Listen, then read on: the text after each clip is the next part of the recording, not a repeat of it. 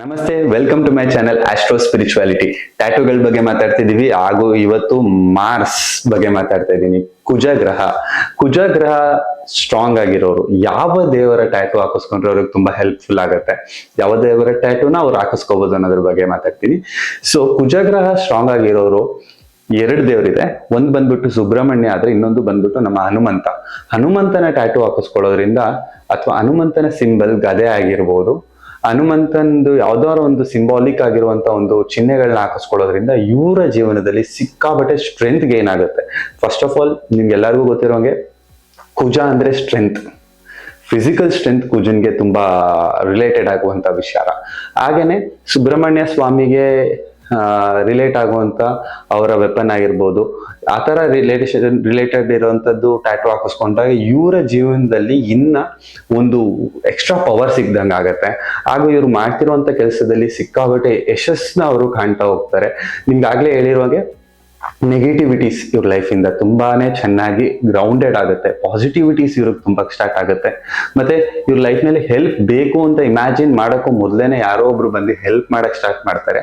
ಇವ್ರಿಗೆ ಏನೇನ್ ಬೇಕು ಲೈಫ್ ನಲ್ಲಿ ಅದು ಅವ್ರ ಕೈಗೆ ಬೇಗ ಸಿಗಕ್ ಸ್ಟಾರ್ಟ್ ಆಗುತ್ತೆ. ಹಾಗೆ ಇವ್ರ ಲೈಫ್ ನಲ್ಲಿ ಸಕ್ಸಸ್ ನ ಸಿಕ್ಕಾಬಿಟ್ಟೆ ಚೆನ್ನಾಗಿ ಕಾಣ್ಬೋದು ಅಂತ ಹೇಳ್ತಿದ್ದೀನಿ.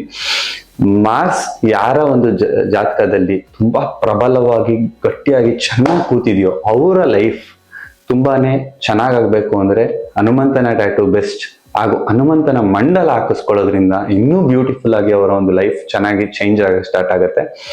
ಹಾಗೇನೆ ಸುಬ್ರಹ್ಮಣ್ಯ ಸ್ವಾಮಿಯ ಒಂದು ಕೃಪೆ ಇವ್ರ ಮೇಲೆ ಇರೋದ್ರಿಂದ ಇವರು ಅವರ ಒಂದು ಮಂಡಲ ಹಾಕಿಸ್ಕೊಳ್ಳೋದ್ರಿಂದಲೂ ತುಂಬಾ ಚೆನ್ನಾಗಿ ಇವ್ರ ಲೈಫ್ ನ ಇವರು ಲೀಡ್ ಮಾಡ್ಬೋದು.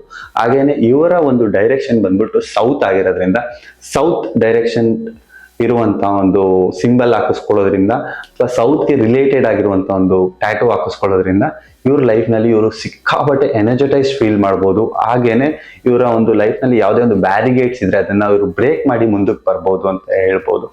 Thank you. ಅಂಡ್ ಆಸ್ಟ್ರಾಲಜಿಕಲ್ ಟ್ಯಾಟೂಸ್ಗೆ ನೀವು ನನ್ನ ಡೈರೆಕ್ಟ್ ಆಗಿ ಕನ್ಸರ್ನ್ ಮಾಡ್ಬೋದು.